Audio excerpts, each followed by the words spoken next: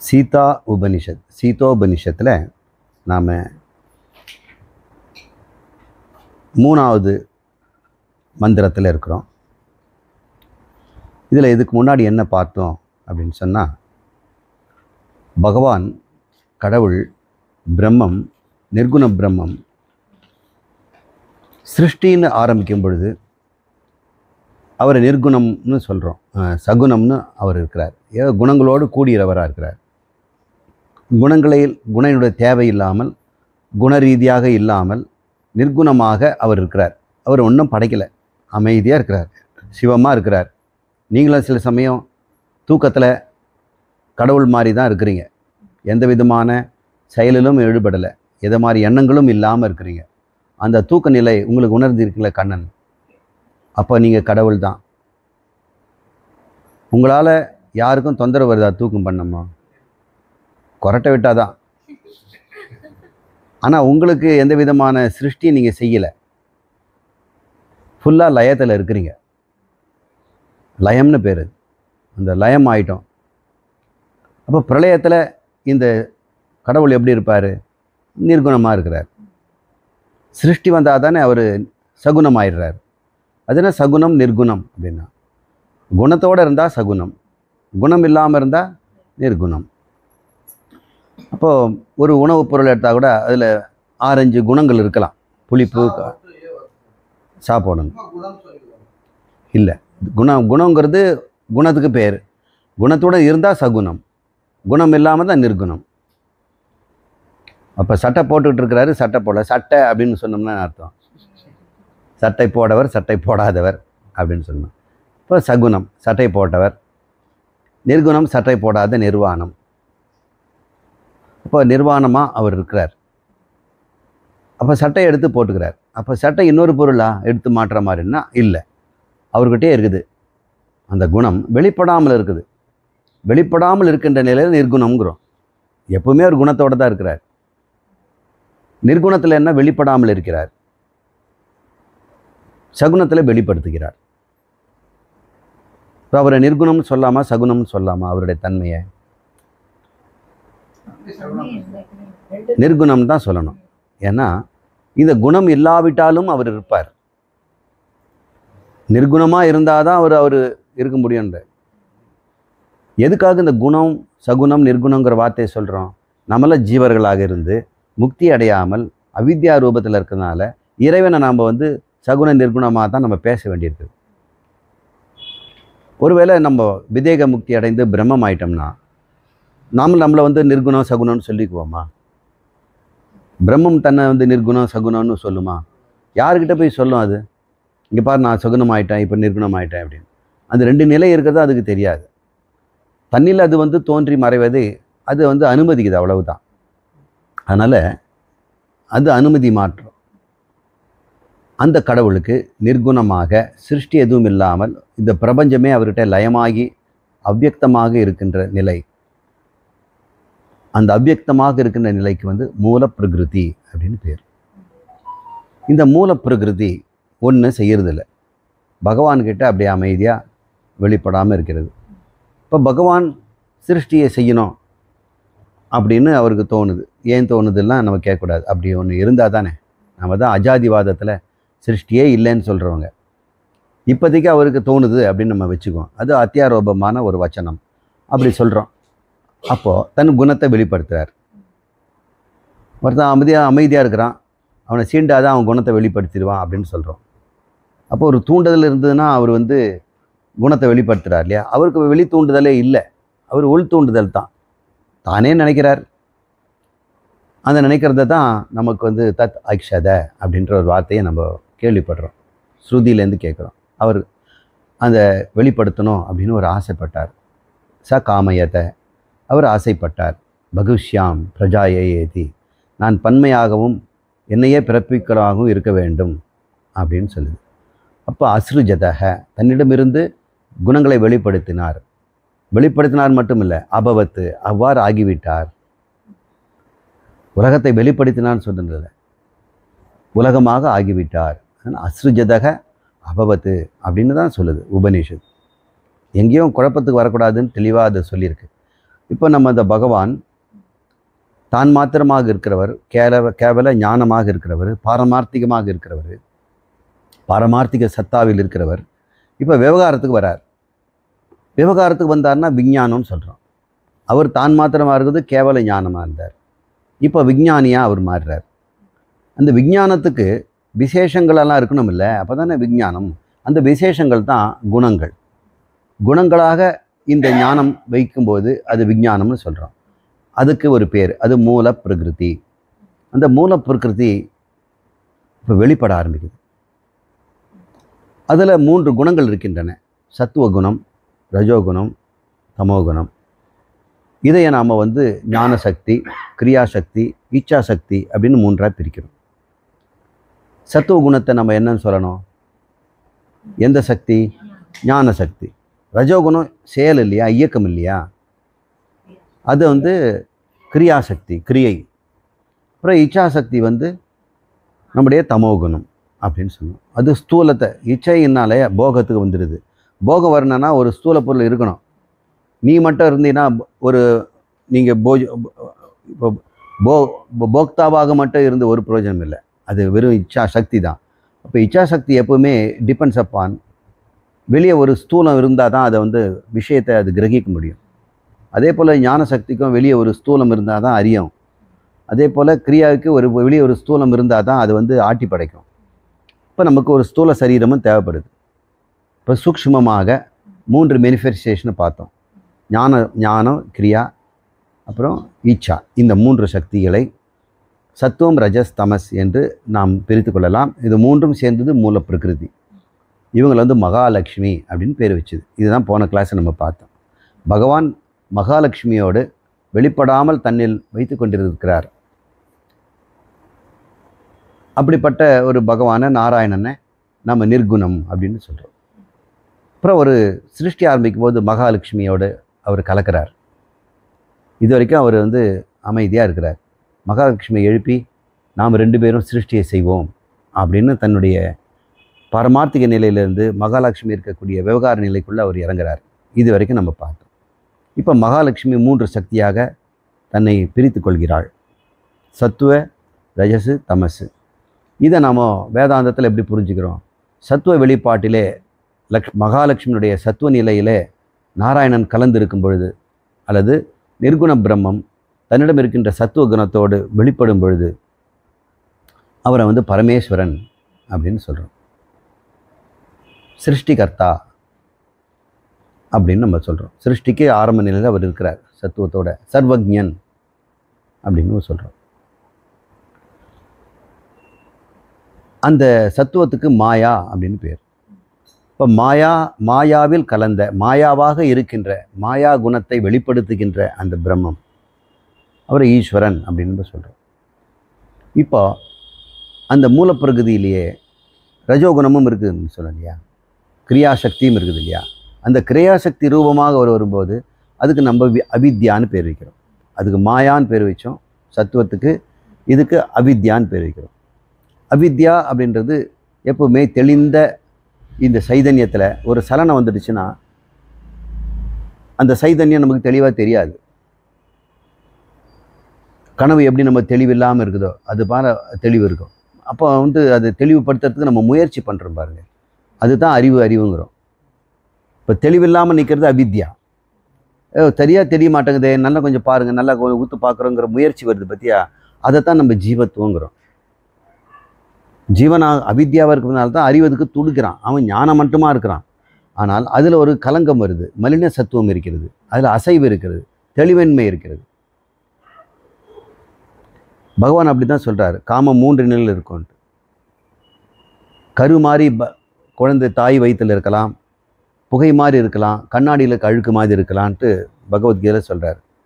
இதே மாதிரி இந்த கிரியாசக்தியும் பல நிலைகளில் இருக்கும் பொழுது, கலங்கம் இருக்கும் பொழுது, இந்த சைதன்யத்திலே ஒரு குழப்பமும் ஒரு தெளிவின்மை இருக்கும் பொழுது அது ஜீவன்னு சொல்கிறோம்.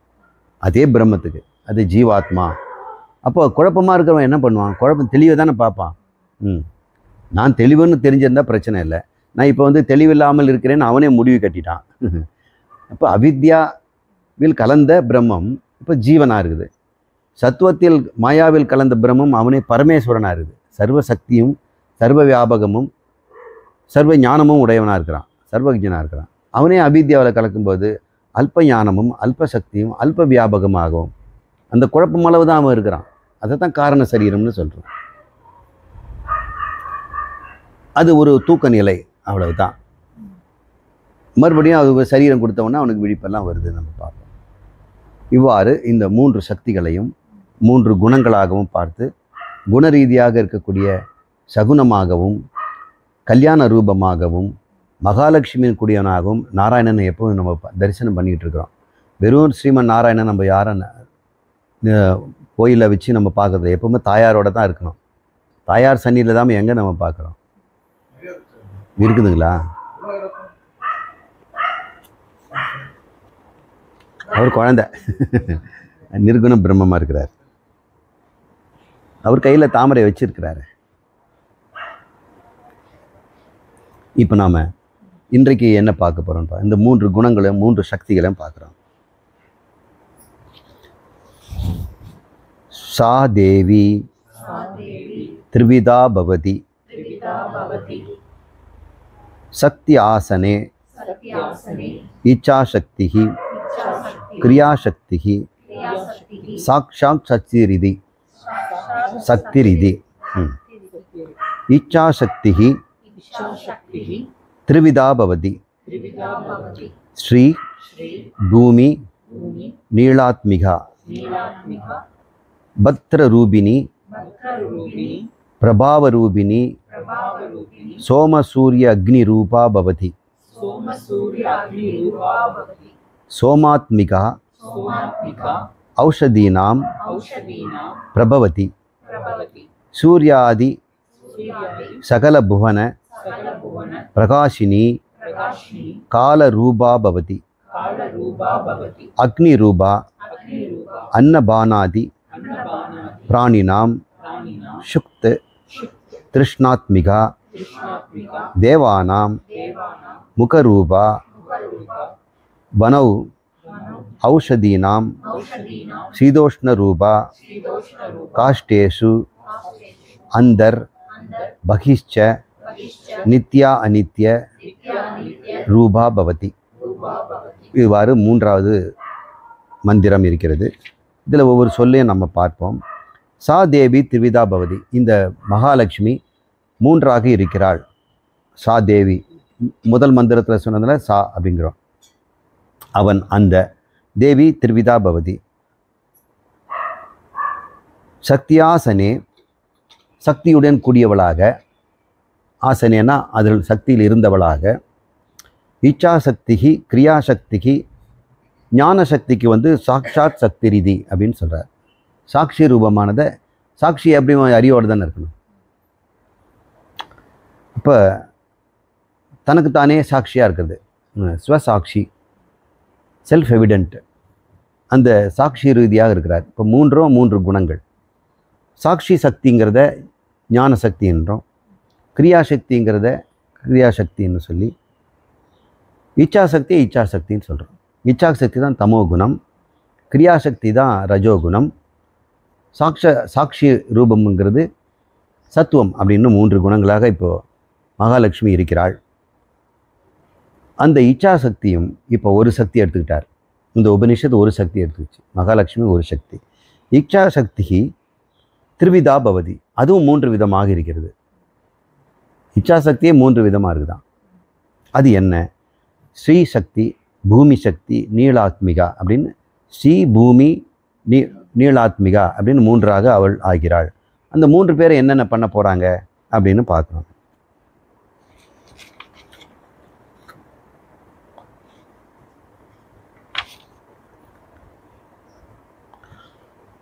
அவ மறுபடியும் இந்த மகாலட்சுமிக்கே வரார். அவர் எப்படிப்பட்டவன்னு சொல்லி இன்னும் கொஞ்சம் விரிக்கிறார். இந்த சக்தியோடு விட்டுட்டார். மறுபடியும் தனியாக இந்த உபனிஷத்தை இச்சா ஞான கிரியையை விளக்கும். அதுக்கு முன்னாடி மகாலட்சுமிக்கே மறுபடியும் போகுது. அது மூல பிரகிருதிக்கே அவர் போகிறார். மூல பிரகிருதியில் என்னென்ன இருக்குது அப்படின்னு சொல்கிறாரு. அதில் 3 அக்னிகள் இருக்குது அப்படின்னு சொல்கிறார். மூன்று அக்னி சூரியன், சந்திரன், அக்னி. அப்புறம் வித்யுத்துன்னு சொல்லக்கூடிய மின்னலையும் நம்ம சேர்த்துக்கணும். அந்த மின்னலை கொண்டு போய் வேறு இடத்துல போடுவார். இந்த உபநிஷத்து அப்படி செய்யுது. இந்த 3 ரூபங்களாக சூரிய ரூபம், சந்திர ரூபம், அப்புறம் அக்னி ரூபம், இந்த 3மாக அந்த மகாலட்சுமி எப்படி இருக்கிறாள் அப்படின்னு பார்க்கும்போது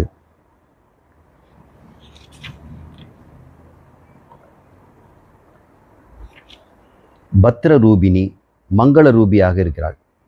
பத்ரம் கர்ணு மங்களமாக இருக்கட்டும். நம்ம பத்ரம் கர்ணேபி அப்படின்னா காதுகளெல்லாம் மங்களமாக இருக்கட்டும்னா தீய சக்தியில் போகக்கூடாது அப்படின்னு சொல்கிறோம். இந்த காதுகள் வந்து தீய சக்திக்கும் போகும், நல்லதுக்கும் போகும். கண்கள் நல்லதுக்கும் போகும், கெட்டதுக்கும் போகும். பிராணன் அப்படி போகாது அப்படின்னு நம்ம சாந்தோக்கிய உபநிஷத்தில் படிச்சிருக்கிறோம். அது எப்பவுமே தூய்மையாகத்தான் இருக்கும். ஒரு முறை இதுங்கெல்லாம் சண்டை பிடிச்சிது, நீ பெரியவனா நான் பெரியவனான்ட்டு. அப்போ பிராணன் சொல்லிச்சு, நான் ஒரு மாதம் வெளியே போயிட்டு வரேன், நீங்களாம் இருக்கிறீங்களா பாரு. இந்த கதையெல்லாம் படித்து ஞாபகம் இருக்குதுங்களா? அப்போ பார்க்கும்போது பத்ரம்ங்கிறது வந்து மங்களம், நன்மையே தரக்கூடியது, சிரேயசானதுன்னு அர்த்தம். இப்போ சிரேயசான ரூபினி, பத்ர ரூபினி, அவள் தான் பத்ரகாளின்னு சொல்கிறோம். மங்கள ரூபமாக மங்களம் இருக்கிறது அவங்கள வந்து அங்காளம்மன்னு சொல்கிறோம். பிரபவா ரூபினி, ஒளிர் மிகுந்தவளாக இருக்கிறாள். அது என்ன அப்படின்னு பார்த்தோம்னா சோம சூரிய அக்னி ரூபா பவதி. இந்த பிரபையாக இருக்கும் பொழுது அவள் 3ஆக தெரிகிறாள். அதில் சோமாத்மிகா சந்திர ரூபமாக ஔஷதீனாம் பிரபவதி, இந்த தாவரங்களுக்கு அவள் போஷனை தருகிறாள். தாவரங்களுக்கு இந்த சந்திரன் ரொம்ப தேவையாம். சூர்யாதி, சூரியன் என்ற நிலையில் அந்த அக்னி, 3 அக்னிகள் சொல்கிறோம் இல்லையா? இப்போ நிலாவை பற்றி சொல்லிட்டார், அது ஒரு அக்னி தான். அடுத்தது சூரியன். சூரியனாக சகல புவன பிரகாசினி, எல்லா புவனங்களுக்கும் அவள் பிரகாசத்தை தருகிறாள், ஒளியை தருகிறாள். அப்போ இரவு பகல் வந்து தானே தீரும், ஏன்னா பூமி சுற்றுறதுனால. அது காலரூபா பவதி, அதனால் சூரியனாக இருந்து காலரூபமாக இருக்கிறாள். இப்போ அக்னி ரூபா, 3வது அக்னி ரூபா இருந்து அன்னபானாதி, குடிப்பது தண்ணீர், அன்னம்னா உணவு, பானம்னா தண்ணீர், உணவும் நீராகவும் இருந்து பிராணினாம் ஜீவர்களுக்கெல்லாம் சுத் திருஷ்ணாத்மிகா, பசியையும் தாகத்தையும் உண்டு பண்ணுகிறாள். அவள் தான் உண்டாகிறாள்.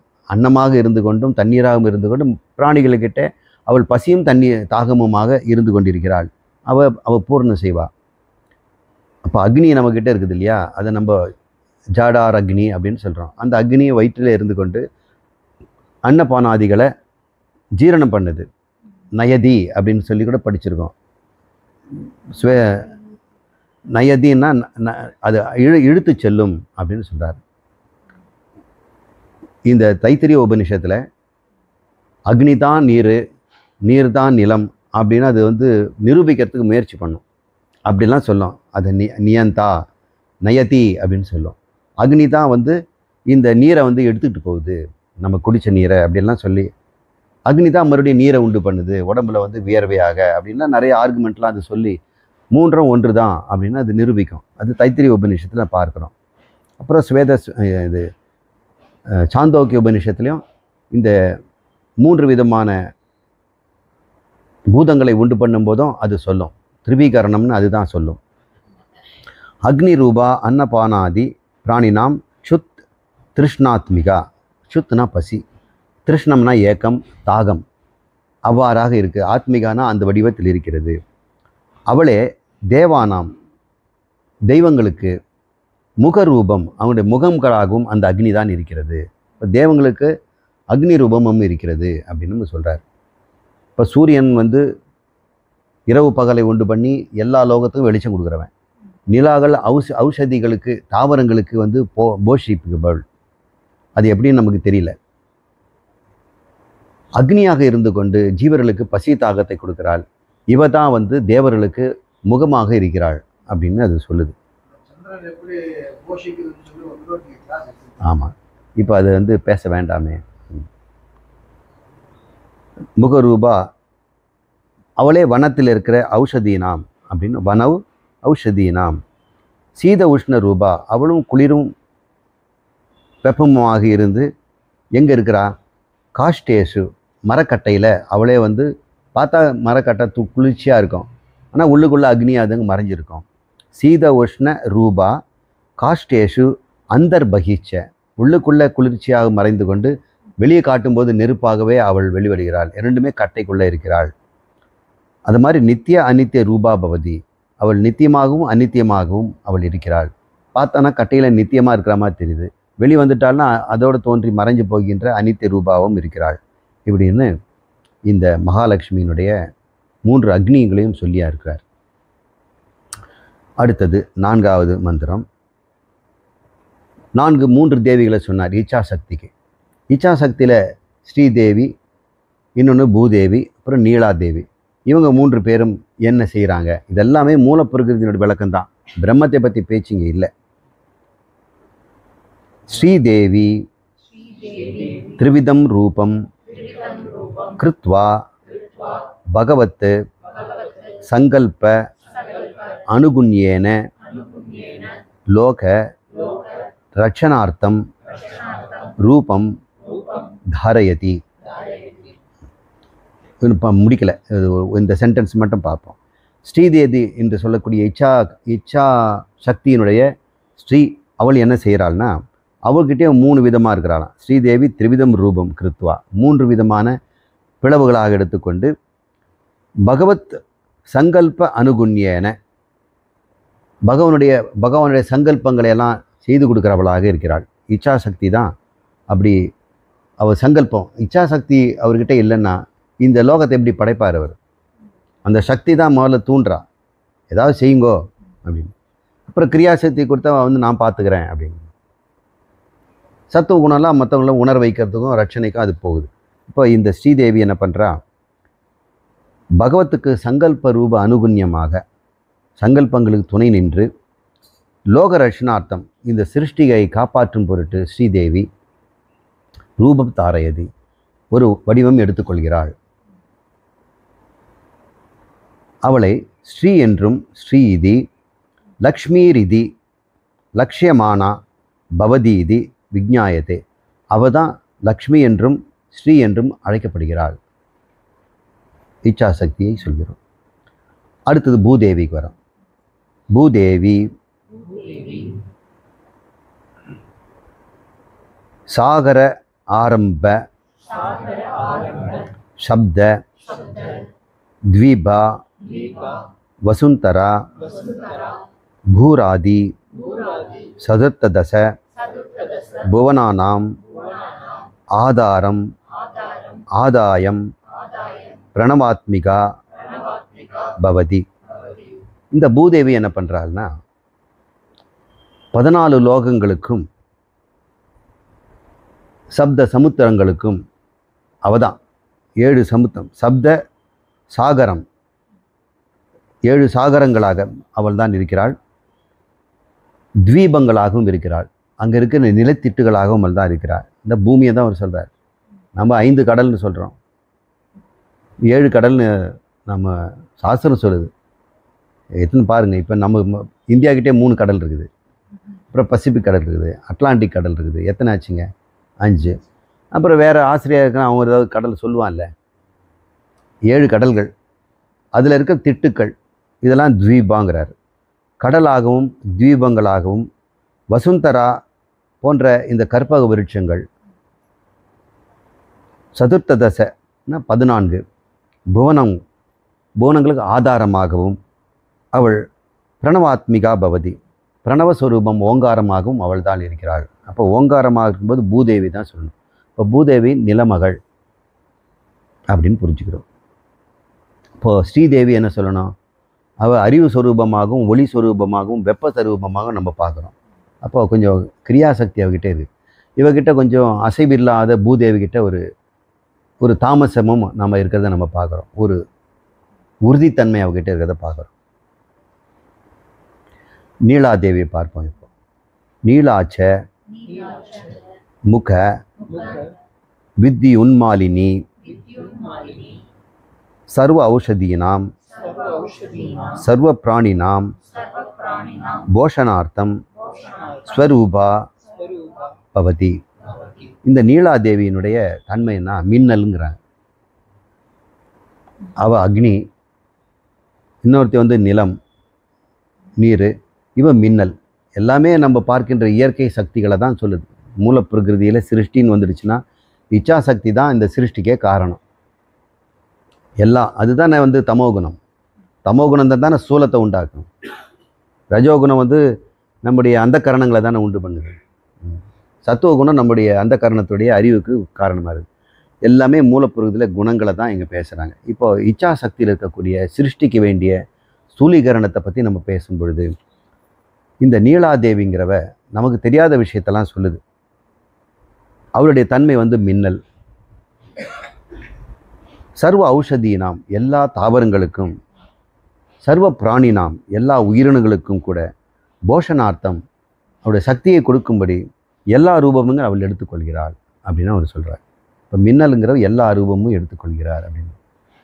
இதை எப்படி நம்ம புரிஞ்சுக்கணும்னா ஸ்டெப் பை ஸ்டெப்பாக புரிஞ்சுக்கணும். ஸ்ரீதேவி என்பவள் ஒரு பெரிய மகாசக்தியாக எடுத்துக்கணும். பூமாதேவி அதை டிரான்ஸ்ஃபார்மர் மாதிரி கொஞ்சம் குறைச்சி அழிக்கும் தன்மைக்கு வரா, டிஸ்ட்ரிபியூஷன் சிஸ்டத்துக்கு வரா. இதெல்லாம் பைக்காராவில் ப்ரொடியூஸ் பண்ணுற எனர்ஜியை நாம் முதல்ல எவ்வளோ 2020 வாட்ஸில் அது வெளிவரும், வோல்டேஜில் அது வெளிவருது. அது நம்ம டிரான்ஸ்ஃபார்மர் கிட்ட வந்த உடனே, நம்ம தெருக்கு வந்த உடனே அது 220 அது குறைக்கணும். இப்போ மகாலட்சுமியை பூதேவி தான் கொஞ்சம்மா நமக்கு தாவரங்கள்லாம் இருக்கிறாங்க, குழந்தைங்கள்லாம் இருக்கிறாங்க, இவங்களுக்கு அன்னபானங்கள்லாம் கொடுக்கணும், தண்ணீர்லாம் கொடுக்கணும், நிலமெல்லாம் உண்டாகணும், அந்த அளவுக்கு அவளை டிரான்ஸ்ஃபார்ம் பண்ணி வச்சுருக்கிறான். அதில் நமக்கு இந்த மாதிரி ப்ளக்கில் அல்லது செல்ஃபோனுக்கு ஏற்ற மாதிரி அது குறைக்கணுமில்ல வோல்டேஜ். அதுக்கு தானே நம்ம ஒரு டிரான்ஸ்ஃபார்மர் குட்டி அதில் சொருகி அதில் போடுறோம். அந்த மாதிரி மின்னலாக தோன்றி மறைகிறதாக இதமாக, நீங்கள் மின்னலை நீங்கள் உண்மையான மின்னல் நினச்சிக்காதீங்க.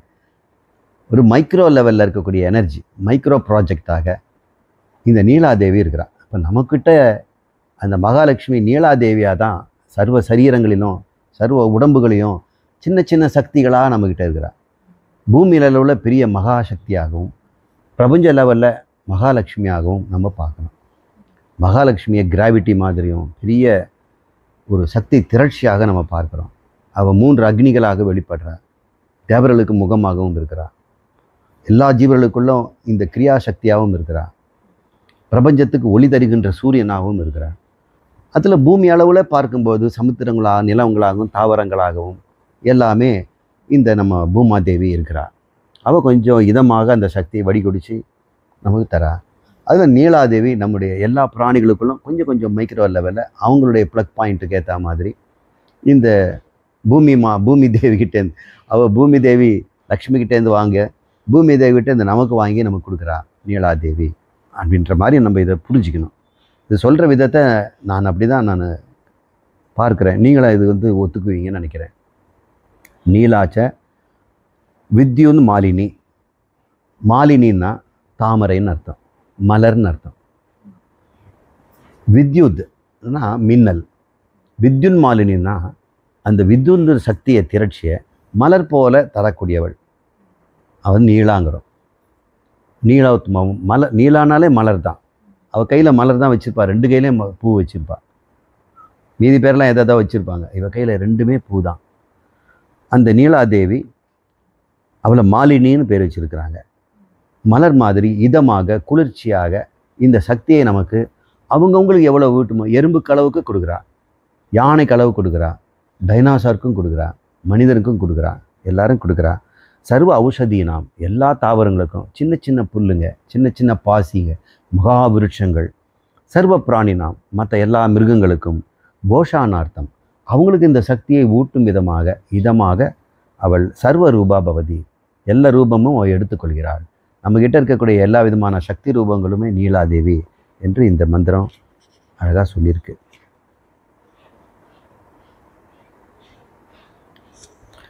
இப்போ இச்சாசக்தியை நம்ம முடிச்சிட்டோம். இப்போ கிரியாசக்திக்கு வருவோம். தண்ணி கொடுத்தாங்க. நம்ம சாஸ்திரம் எல்லாத்தையுமே அழகாக தான் நமக்கு கொடுத்துருக்குது.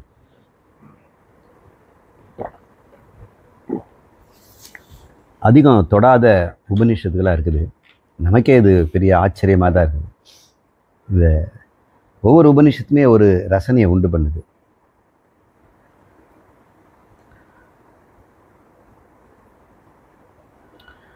இப்போது நம்ம பார்க்கும்போது கிரியாசக்தி இதை படிச்சுடுவோம், அப்புறம் மந்திரம் பார்ப்போம்.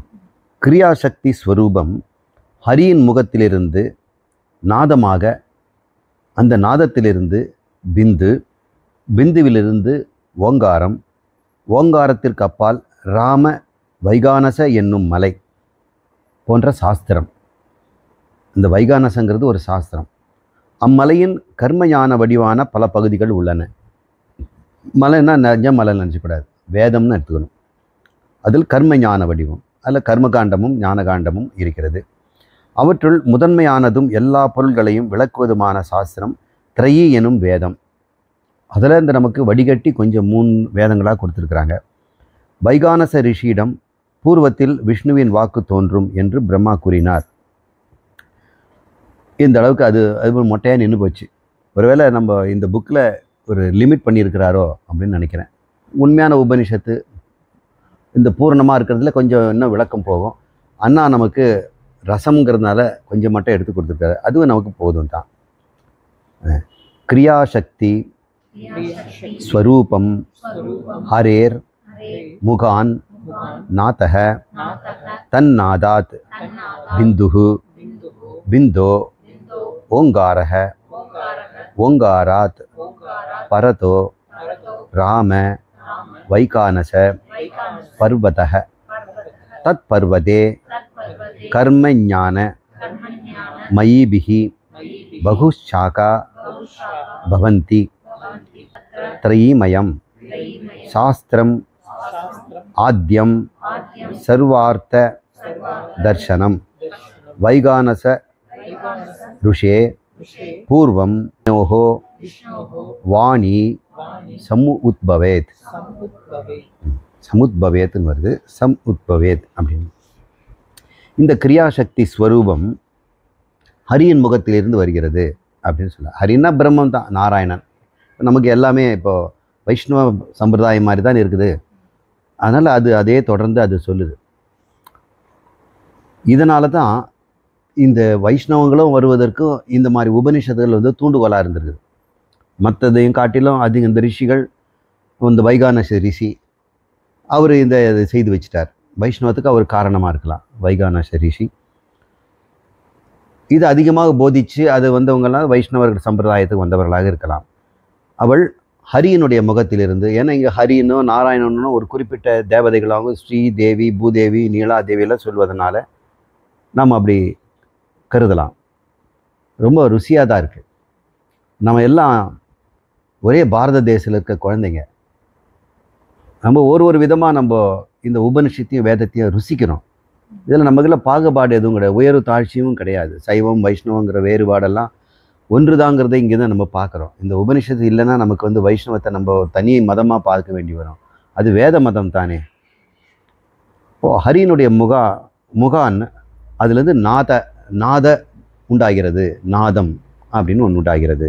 அதுலேருந்து பிந்து உண்டாகிறது, பிந்தோ ஓங்காரம் உண்டாகிறது அப்படின்னு சொல்கிறோம். அப்போ ஓங்காரத்துக்கு முன்னாடி நாத பிந்து இருக்குது அப்படின்னு நம்ம சொல்கிறோம். இப்போ ஓங்காரங்கிறத நாம் வந்து வெளிப்பட்ட நிலையிலையும் ஓங்காரம்னு சொல்கிறோம். அது மௌனமாக அமாத்திராவாகவும் இருக்கும் இல்லையா. அந்த அமாத்திராவை தான் நம்ம நாத பிந்துங்கிறோம். நாத பிந்து இருக்கின்றது ஓங்காரமாக விகாரப்பட்டு வருகிறது. அது நிர்விகாரமாக பிந்துவாக இருக்கிறது. நம்ம உடம்புலேயே அது மூலாதார சக்கரத்தில் அது நாத ரூபமாக இருக்கிறது அப்படின்னு சொல்லுவாங்க. அது கொஞ்சம் தெளிவும் தெளிவில்லாமல் இருக்கிறது பஷ்யந்தி, அது காண்கின்ற ரூபத்தில் வருகிறது. அப்புறம் அநாகத்தில் விகாரி, அப்போ இங்கே வந்து சூக்ஷ்ம விகாரி, இப்போ வாயில் வரும்போது ஸ்தூல விகாரின்னு இந்த வாக்கு கூட நம்ம அப்படி பேசுகிறத பார்க்குறோம். இந்த வாக்கு மூலாதாரத்திலிருந்து தோன்றி மணிப்பூரகத்தில் பஷ்யந்தியாக இருந்து நம்மால் உணரப்பட்டு ஆனால் வெளியே சொல்ல முடியாமல் இருக்கின்ற ஒரு நிலை, அது வந்து பஷ்யந்தி அப்படின்னு சொல்கிறாங்க. அதுக்கு முன்னாடி இருக்கும்போது அது வந்து ஆக்ஞாவாக உள்ளே மறைந்து இருக்கிறது அப்படின்னு சொல்கிறோம். நம்மக்கிட்ட ஒரு வாசனை இருக்குது, அந்த வாசனை நமக்கே தெரியாமல் இருக்குது. அது மூலாதாரத்தில் இருக்குது. மூலாதார சக்கரத்தில் அப்படி தான் வாசனையெல்லாம் நிரம்பி இருக்குது. அது நமக்கு உணர்வும் உணராதபடி அது வெளி வந்து நிற்கும்போது அது பஷ்யந்தி அப்படின்னு சொல்கிறாங்க. அதுக்கு வந்து உதாரணம் சைவ சித்தாந்தத்தில் அது சொல்லுவாங்க, மயில் முட்டை மாதிரின்னு. மயில் வெளியே வந்துடுச்சுன்னா அது சகல வர்ணங்களையும் காட்டுது. ஆனால் மூட்டையில் ஒரு வர்ணமும் தெரியல. அதுபோல் இந்த வாசனையெல்லாம் வர்ணம் என்னன்னு தெரியாமல், ஆனால் ஒட்டுமொத்தமாக நமக்கே உணராமல் ஏதோ ஒரு விதத்தில் எனக்கு ஒரு பயம் உண்டாகுது சார், ஏதோ ஒரு விதத்தில் இங்கே வந்து ஒரு சாந்தம் இருக்குது அப்படின்னு அவன் உணர்றான் இல்லையா. அது வந்து வாசனை கொஞ்சம் வெளிப்பட்டு அறியப்படாமலும் அறிந்தும் இருக்கிறது. அதை பஷ்யந்தி அப்படிங்கிறாங்க. அப்போ சூக்ஷ்மையிலேருந்து பஷ்யந்தி வந்து, சூக்ஷ்மையை தான் வாசனைங்கிறோம். சூக்ஷ்மை, பஷ்யந்தி, அப்புறம் விகாரி. விகாரி இந்த அநாகத சக்கரம் வந்து அது ஒரு ஏக்கமாகவும் வெளிப்பாடு எனக்கே உணர்ந்த நிலையிலும் இருக்கும். அது இன்னும் கூட அது பிளவுபடலை, அந்த உணர்வு வெளிப்படலை, கிளியராக தெரியல. அப்புறம் கண்டஸ்தானத்துக்கு வரும். கண்டஸ்தானம் வந்து தொண்டையிலே இருக்குது சார், ஞாபகம் வந்துருச்சு அந்த தொண்டையில் இருக்குது அப்படின்னு நம்ம சொல்கிறோம் இல்லையா. அது வந்து சூக்ஷ்ம விகாரி. அப்புறம் வந்துடுச்சு சார் அப்படின்னு வெளியே வந்தவொடனே ஸ்தூல விகாரி அப்படின்னு வாக்குக்கு இந்த மாதிரி ஸ்தானங்களை சைவ சித்தாந்தம் சொல்லும்.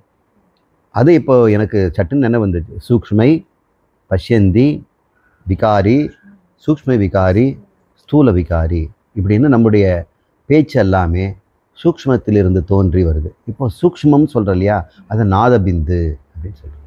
இந்த பஷ்யந்திங்கிறது ஓங்காரம் அப்படின்னு சொல்கிறோம். அதுக்கப்புறம் ஓங்காரத்துலேருந்து அக்ஷரங்கள் எல்லாம் பிரிஞ்சு நாம ரூபங்களாக பிரிந்து நமக்கு எண்ணங்களாக வழிபடுகிறது. இதெல்லாம் நம்ம வந்து அடுத்த நிலை விகாரியிலேருந்து வந்து எனக்கு மட்டுமே தோன்றி உங்களுக்கு சொல்லாமல் இருக்கின்ற நிலை, எனக்கு தோன்றி பெற உங்களுக்கும் தோன்றும்படி செய்யும்போது ஸ்தூலமாக வெளிவந்திருக்கிறது. இப்போ ஸ்தூல, சூக்ஷ்ம, காரணம் எல்லாத்தையும் நம்ம இப்படி வாக்கில் நம்ம சொல்லிக் கொடுக்குற முறை சைவ சித்தாந்தத்தில் ஒரு பகுதி இருக்குது. அதை இப்போ யாரும் சொல்லித்தராங்களான்னு எனக்கு தெரியல, அவங்க படித்தவங்கக்கிட்ட தெரிஞ்சுக்கலாம். இப்போ நாம் இந்த இடத்துக்கு வருவோம். அவள் ஹரியினுடைய முகத்திலிருந்து நாதமாக வெளிப்படுகிறாள். நாதம் இருந்து பிந்து உண்டாகிறது. அந்த பிந்துலாம் ஒரு தெளிவில்லை. நாதங்கிறது சூக்ஷ்மை. இப்போ இந்த பிரஜ்வல் சிருஷ்டி ஆகணும்ல, சிருஷ்டி ஆகிறதுக்கு ஒரு துவக்க புள்ளியை வந்து சூக்ஷ்மையாக இருக்கிறது. பகவானுக்கு மட்டுமே தெரியும் என்ன சிருஷ்டி பண்ண போகிறோன்னு. அந்த நிலை வரும்போது அவர்களில் பஷ்யந்தியாக இருக்கிறது. சரி இப்போ பாடலாம், இப்போ வந்து சிருஷ்டி பண்ணலாம் அப்படின்போது விகாரி ஆகிறார். அப்புறம் சூக்ஷ்ம விகாரியாகி சூக்ஷ்ம சரீரங்களையும் ஸ்தூல விகாரியாகி இந்த பிரபஞ்சத்தையும் படைக்கிறார். அப்போ ஸ்தூல பிரபஞ்சம், சூக்ஷ்ம பிரபஞ்சம், அப்போ காரண பிரபஞ்சம். அந்த காரணத்திலேயே மூன்றாக நம்ம பார்க்குறோம், நாத, விந்து, ஓங்காரம் அப்படின்னு. இந்த காரணத்தையும் மூன்றாக இது விரித்து சொல்லுது. அது பகவானுக்கு தான் வெளிச்சம், அது எப்படி தான் இருக்கணும். நமக்கு வந்து வாக்குன்னு எடுத்துக்கிட்டோம்னா நமக்கே வாசனைகள் நமக்கே தெரியாமல் இருக்கிறது, அது சூக்ஷ்மை என்றும் காரண நிலை என்றும் சொல்கிறோம். அதுக்கப்புறம் அது வந்து விகாரப்பட்டு நமக்கு தெரிய வருது. இப்படி தான் அவரும் சிருஷ்டி பண்ணியிருப்பார். இந்த ஒட்டுமொத்த பிரபந்தம் வாசனா ரூபமாக அவருக்கு நாதமாக இருக்கிறது. அப்புறம் பிந்துவாகி, ஓங்காரமாகி, அக்ஷரங்களோடு கூடி தனித்தனி 52 அபட்சம் நாம ரூபங்களாகி நமக்கு கழுத்துக்கு வந்து வாயில் வரா மாதிரி அவருக்கு வெளிவருது அப்படின்னு சொல்கிறாங்க. அப்போது ஹரியினுடைய முகத்திலிருந்து இது அத்தனையும் தோன்றுகிறது. தன்னாதாத் பிந்துகு, அந்த நாதத்திலிருந்து பிந்து, பிந்தோ ஓங்கார, பிந்துவிலிருந்து ஓங்காரமும், ஓங்காரத்திலிருந்து ராம வைகானசக பர்வத, வைகானசம் என்ற ஒரு பெரிய பர்வதம் உண்டாகிறது. இந்த பர்வதங்கிறது வந்து ஒரு மெட்டஃபார் அப்படின்னு சொல்லுவாங்க, ஒரு ஓமை அணி. அது மலை, மேருமலை அப்படின்னு சொல்கிறோம் இல்லையா, அவர் மலை மாதிரி. இந்த வேதங்கிறது உண்டாகுது. சிருஷ்டிக்கு முதல்ல என்ன வேணும், என்னென்ன படைக்கணுங்கிற லிஸ்ட்டு தானே வேணும். அத்தனை சூக்ஷ்மமாக இருக்கிறதுனால அதை வந்து இப்போ அது பர்வதம் அப்படின்னு சொல்லுது. அது வைகானச பர்வதம். அது வைகானசம்னா விகானசம்னா இண்டிவிஜுவலாக டீட்டெயில்ஸ் எல்லாம் இப்போ வரைகிறார். இதை தான் வித்யாரண்யர் வந்து மாயைங்கிற ஒரு துணியை எடுத்துக்கிட்டாரு. அதில் வந்து கஞ்சிங்கிற ஒரு திடப்படுத்துகிறாரு, அது காரண நிலை. அது மேலே சூக்ஷ்மமாக கரியில் வந்து டிசைன்ஸ் எல்லாம் போடுறாரு, சூக்ஷ்மமும். அதுக்கப்புறம் மல்டி கலர்லாம் பூசி ஸ்தூலமாக்கிட்டாரு. அந்த மாதிரி அதைத்தான் இது சொல்கிற மாதிரி இருக்குது. அவர் சொல்கிறார். அப்போ அந்த கம்ப்ளீட் டீட்டெயில்ஸ் பிக்சர் வருது இல்லையா. இப்போ நாத பிந்தத்துலேருந்து கம்ப்ளீட் டீட்டெயில்ஸ், இண்டிவிஜுவல் கேரக்டர்ஸ், ஒவ்வொரு அணுவும் ஒவ்வொரு பிரபஞ்சமும், இந்த நீலாதேவி, பூமாதேவி, ஸ்ரீதேவி, இவங்க அத்தனை பேரும் இப்போ வெளிப்பட ஆரம்பிச்சிட்டாங்க. அவங்க வரும்போது அதை ராம வைகானச பர்வதம் அப்படிங்கிறார். இது வந்து ஒட்டுமொத்த வேத திரட்சி. இந்த வேதம் நமக்கு கிடைக்காது, அது பகவானுடைய சொந்த விஷயம். ஆனால் அதில் நமக்கு பிரயோஜனமாக 3 வெளியே விட்டுருக்கிறார். அது ரிஷிகள் மூலம் நீங்கள் கொஞ்சம் தெரிஞ்சுங்க, என்னுடைய சிருஷ்டி ரகசியத்தை கர்மகாண்டமாக ஞானகாண்டமாக தெரிந்து கொள்ளுங்கள் அப்படின்னு சொல்லுது. பரதோ ராமனிடம் ராம வைகானச ராமங்கிட்ட ஒட்டுமொத்தத்தையும் கொடுத்தாச்சு. அந்த யார் அந்த நாராயணன் ராமங்கிட்ட கொடுத்துட்டார். அந்த ராமன் அந்த ராமன் என்ற வைகானச பர்வதம் என்ன பண்ணிச்சான்? தத் பர்வதே அவனிடமிருந்து கர்ம ஞான மயீபிகி கர்மமாகவும் ஞானமாகவும் இருக்கின்ற இந்த உபனிஷத்துக்களும் கர்மகாண்டும் இருக்கின்ற பகுச்சாகா பல கிளைகளாகவும் இருந்தது. பவந்தி அந்த பல கிளைகளும் கூட தத்ர திரைமயம் சாஸ்திர மாத்தியம். இப்போ அதிலிருந்து ஆத்தியம் முதலாக நமக்கு மனித பூமியில் இருக்கக்கூடியவர்களுக்கு ரிஷிகள் மூலம் 3 வேதங்கள் கொஞ்சம் கிடைச்சிருக்கு. உங்களுக்கு எது வேணுமோ அதை மட்டும் நீங்கள் படிச்சுங்க. உங்களுக்கு கொடுக்கப்பட்ட கேட்டலாக், உங்களுக்கு கொடுக்கப்பட்ட ப்ரோச்சர், ஏன்னா உங்கள் சரீரம் அதுக்கு வேண்டிய மிஷினரிக்கு வேண்டிய ஸ்பேர் பார்ட்ஸ் எங்கே கிடைக்கும், அதை எப்படி நல்லா வச்சுக்கலாம் அப்படிங்கிறதெல்லாம் கொடுக்கக்கூடியதாக அந்த வேதம் இருக்குது. ஒத்துமொத்த சிருஷ்டியெல்லாம் நமக்கு அவர் கொடுக்கல. தத்ர திரைமயம் சாஸ்திர மாத்தியம் சர்வார்த்த தர்சனம். உங்களுக்கு வேண்டிய அர்த்தங்கள் சர்வார்த்த சாதகங்கிறாங்களே, எல்லாத்தையும் சாதித்து தர வருவர். அந்த சர்வ அர்த்தங்களையும் இதிலேருந்து நீங்கள் இப்போ போதும், இந்த 3லேருந்து எடுத்துக்கொள்ளுங்கள். எப்போவுமே வேதம் வந்து 3 தான் சொல்லும். அதர்வனத்தை வந்து கணக்கில் எடுத்துக்கிறது இல்லை. அதை நான் எப்படின்னா டியூட்டரோனாமின்னு சொல்லுவேன். எங்களுடைய கிளாசிஃபிகேஷன் சிஸ்டத்தில் ஜீனஸ், ஸ்பீசிஸு, கிங்டம் இதெல்லாம் போட்டுருவோம். இப்போ ஒரு காளான் கொடுத்தீங்கன்னா இது என்ன காளான்னா அதை கொண்டு போய் பெசிடியோமைசீட்ஸுங்கிற ஒரு கூட்டத்தை போட்டுருவேன். இப்படி பெசிடியோமைசீட்ஸ், அப்புறம் என்னது என்னம்மா அது 3 மைசீட்ஸு 3 பிரிவாக பிரிப்போம். இந்த ஃபங்கஸே ஆக்டினோமைசீட்ஸு, அப்புறம் இந்த ஃபியூசேரியம் எல்லாம் இருக்குமே 3 மைசீட்டாக பிரிப்போம். எங்களுக்கு சிலதெல்லாம் எதில் போடுறதுன்னு தெரியாது. அதை வந்து 4ஆவதுல போட்டுருவோம். அது பேர் டியூட்டரோமைசீட்ஸ். பைபிள்லேயே டியூட்டரோனாமின்னு ஒன்று இருக்கும். இதை வந்து உங்களுக்கு எங்கே போடுறதுன்னு தெரியல, அந்த பைபிளில் அது கடைசியில் ஒரு பகுதியாக போட்டோம். அது டியூட்டரோனாமின்னு ஒரு இடம் இருக்கும். அதில் வந்து ஆதமுக்கு பின்னாடி பிறந்தவங்க, அவங்க வரிசை கிரமம், யாருக்கு யார் பிறந்தான் இப்படின்னு சொல்லக்கூடிய ஒரு 100-150 பேர்கள் அதில் வரும். பைபிளில் இருக்குது. அது டியூட்டரோனாமின்னு பேர். டியூட்டரோனா தற்காலிகமாக அடுகாக ஒரு பெட்டியில் போடுறோம். அனிர்வச்சனியம் எங்கே போடுறதுன்னு தெரியல. அதனால் அதர்வன வேதத்தில் இருக்கிறதெல்லாம் ஞான காண்டத்தில் போடலாமா கர்ம காண்டத்தில் போடலாமா, 2மே கலந்ததா அப்படின்னு நம்ம சொல்ல முடியாது. அதில் உபாசனைகளும் ரொம்ப குறைவாகவும், கர்ம காண்டத்தில் கூட மாந்திரீகம் போன்ற இந்த துஷ்ட சக்திகள் அது மாதிரியான விஷயங்களும், ஞானத்தில் ரொம்ப உயர்ந்தது மாண்டூக்கியம்லாம் நமக்கு அதுதானே கிடைக்குது. ரொம்ப அற்புதமான ஒரு உபநிஷத்தை எடுத்துட்டா நமக்கு அதர்வன வேதம் தான் சூப்பர்.